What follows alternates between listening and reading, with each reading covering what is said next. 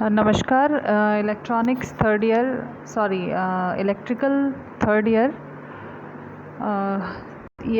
ई 301 electrical का विषय 301। इसका फर्स्ट टॉपिक हम लोग आज स्टार्ट कर रहे हैं इस लेक्चर में, सिलिकॉन कंट्रोल्ड रेक्टिफायर। सिलेबस में आप लोगों को इसकी construction working etcetera, construction working and applications and ratings, ये सभी 4 पॉइंट्स कवर करने हैं। तो हम स्टार्ट करते हैं सिलिकॉन कंट्रोल्ड रेक्टिफायर से। इसे शॉर्ट में SCR भी कहा जाता है। So let us start with the introductory part of SCR। इसके इंट्रोडक्शन पार्ट पर नज़र एक डालते हैं। ये एक 4 layer solid state current controlling device होता है। ठीक है, प्रत्येक शब्द को आप सुने। 4 लेयर होती हैं इसमें, तो 3 जंक्शंस होते होंगे। जैसे PN जंक्शन डायोड आप लोगों ने पढ़ा होगा। PN जंक्शन डायोड में 2 लेयर हैं, तो एक जंक्शन है। BJT है बाइपोलर जंक्शन ट्रांजिस्टर, उसमें 3 लेयर्स हैं और 2 जंक्शंस हैं। ये सिलिकॉन कंट्रोल रेक्टिफायर है, इसमें 4 लेयर्स हैं और 3 जंक्शंस हैं। इसका डायग्राम अभी हम जब देखेंगे तो आपको एक अच्छा आइडिया हो जाएगा।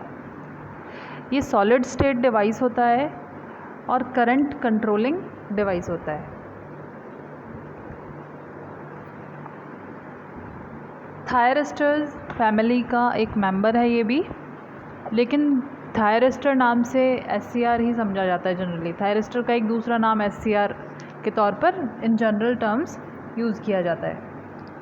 थायरिस्टर फैमिली के दूसरे मेंबर्स हैं जैसे ट्राइक, डाइक।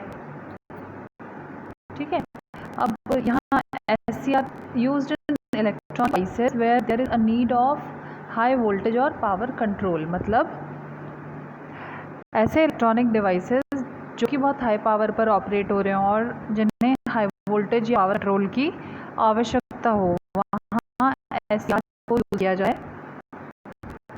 अब नाम में भी आप देख रहे हैं रेक्टिफायर, तो ये AC-DC में कन्वर्ट करने का काम करता है।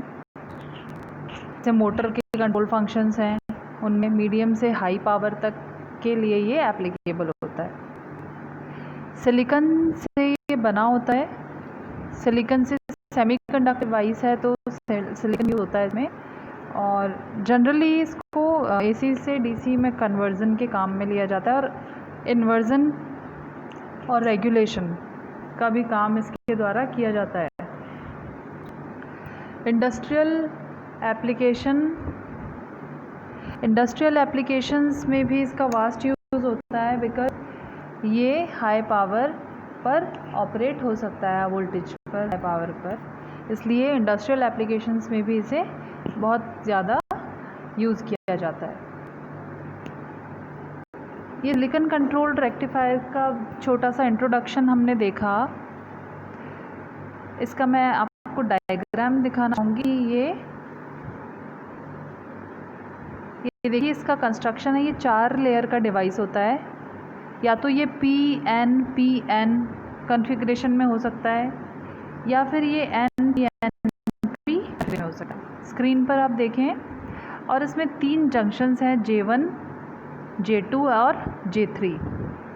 एक टर्मिनल एनोड का होता है, एक टर्मिनल कैथोड का होता है, और एक गेट टर्मिनल होता है। ठीक है, cathode negative, anode positive, and gate को अपन डिसाइड करते हैं एप्लीकेशन के आधार पर, या कौन से मोड में आप इसको ऑपरेट करा रहे हैं उस आधार पर कि गेट को पोलैरिटी क्या देनी है।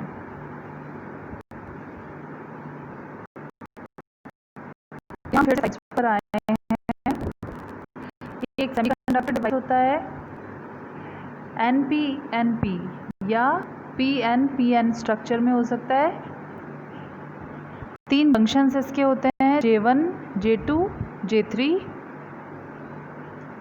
3 टर्मिनल्स में से एनोड पॉजिटिव होती है, और ये P लेयर पर अपन एनोड का टर्मिनल निकालते हैं। तो P लेयर वाला एक टर्मिनल निकला होता है, वो पॉजिटिव एनोड का टर्मिनल होता है।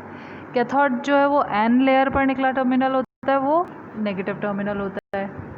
और गेट जो है वो एक कंट्रोल टर्मिनल की तरह एक्ट करता है SCR के लिए, कि करंट का कंडक्शन जो है उसको कंट्रोल करता है गेट। ठीक है, तो ये बेसिक इसके बारे में हुआ। एक बार हम इसके डायग्राम्स पर देखते हैं। अच्छा, डायग्राम भी मैं वर्किंग में आपको एक बार समझाना चाहूँगी इसकी थोड़ी सी। वर्किंग में जैसे पोलैरिटी जो है अप्लाइड वोल्टेज की, उस पर निर्भर करेगा कि आप कौन से मोड में इसको काम करवा रहे हैं। It can operate in 3 different modes. 3 अलग अलग मोड्स में ये काम करता है। या इसके 3 मोड्स हैं ऑपरेशन के, आप ऐसे कह सकते हैं। पहला फॉरवर्ड ब्लॉकिंग मोड, दूसरा फॉरवर्ड कंडक्शन मोड और तीसरा रिवर्स ब्लॉकिंग मोड।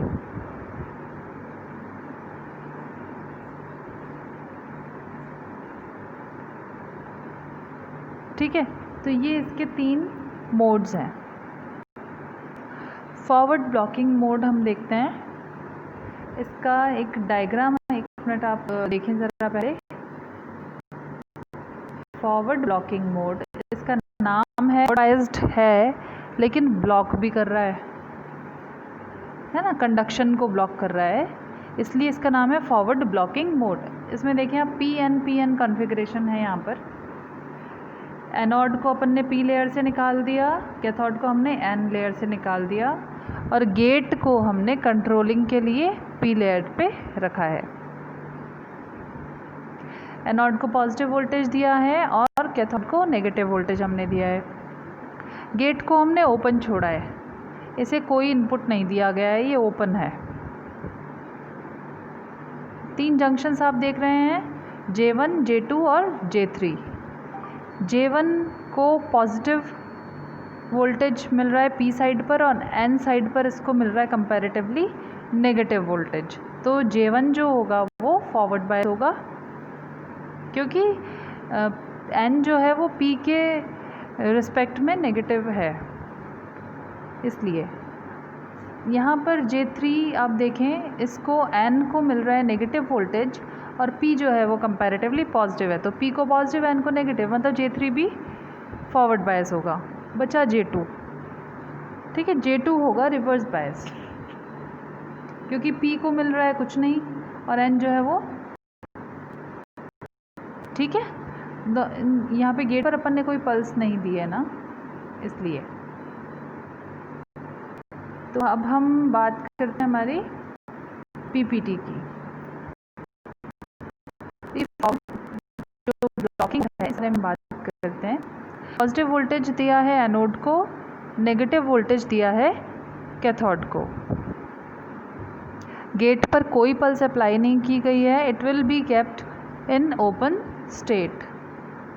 J1 और J3 फॉरवर्ड बायस हो जाएंगे, J2 रिवर्स बायस रहेगा, है ना। Due to J2 reverse biasing, क्योंकि आप लोगों ने PN जंक्शन डायोड में भी पढ़ा होगा, सिंपल सा, सबसे सिंपल जो अपना इलेक्ट्रॉनिक डिवाइस है, सेमीकंडक्टर डिवाइस, वो है PN जंक्शन डायोड। अब PN जंक्शन डायोड में भी आपने पढ़ा होगा कि जब रिवर्स बायसिंग जो डिप्लीशन रीजन में बनता है, जहाँ कोई चार्ज कैरियर नहीं होते हैं, डिप्लीटेड ऑफ चार्ज कैरियर्स होता है वो, उस रीजन की चौड़ाई जितनी ज़्यादा होगी, कंडक्शन उतना ही कम होगा, करंट का फ्लो उतना ही कम होगा। उसके 2 कारण हैं, एक तो वो ऑब्स्टैकल की तरह काम करता है, ठीक है, इसलिए करंट का फ्लो नहीं हो पाता, और दूसरा कारण ये कि चार्ज कैरियर्स नहीं होते करंट फ्लो करने के लिए, क्योंकि वो डिप्लीटेड हो जाता है चार्ज कैरियर्स से, तो वो डिप्लीशन रीजन बना देता है। चार्ज कैरियर्स ही नहीं है तो करंट कहाँ से फ्लो होगा, ठीक है। तो इसलिए जब J2 रिवर्स बायस होगा तो डिप्लीशन रीजन की विड्थ जो है वो इंक्रीज़ हो जाएगी। इंक्रीज़ जो विड्थ हो गई है वो कंडक्शन के लिए एक ऑब्स्टैकल का कार्य करेगी, इसलिए small current will flow from J1 से J3।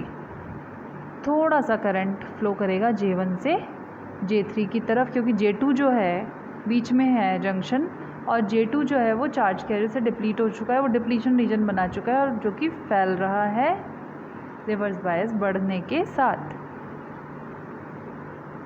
ठीक है, इसीलिए जब भी जैसे अब अपन जो वोल्टेज अपन ने एनोड और उसको दिया है बैटरी से, है ना, कैथोड को, तो उसको यदि अपन बढ़ा देंगे और ज़्यादा बढ़ाएंगे तो एवलांच ब्रेकडाउन हो जाएगा। एवलांच ब्रेकडाउन मतलब चार्ज कैरियर्स जो है वो जंक्शन क्रॉस करके इधर से उधर जाएंगे, लेकिन कंडक्शन बहुत कम होगा।